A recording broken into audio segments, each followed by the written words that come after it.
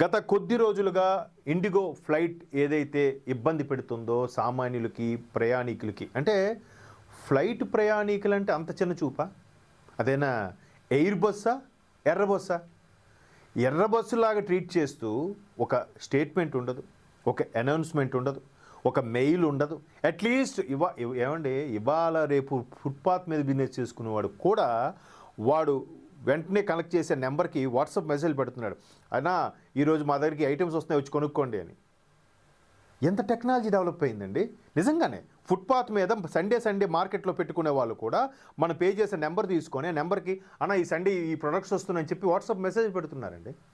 అంత అడ్వాన్స్డ్గా ఉన్నప్పుడు ఇండిగో ఫ్లైట్లు క్యాన్సిల్ అవుతాయో లేదో తెలియదా, నడిపిస్తారో తెలియదా? అంటే మనుషులు అనుకుంటున్నారా లేదంటే పశువుల గుడ్డు అనుకుంటున్నారా? అది అంత దారుణంగా బిహేవ్ చేసింది ఇండిగో. దానికి కొంతమంది అజ్ఞానులు అనాలో లేకపోతే అన్నీ తెలుసు నేను బిల్డప్ ఇచ్చేవాళ్ళ జ్ఞానులు అనాలో తెలియదు, కానీ వాళ్ళు కేంద్ర ప్రభుత్వం మీద అలాగే కేంద్ర మంత్రి రామ్మోహన్ నాయుడు గారి మీద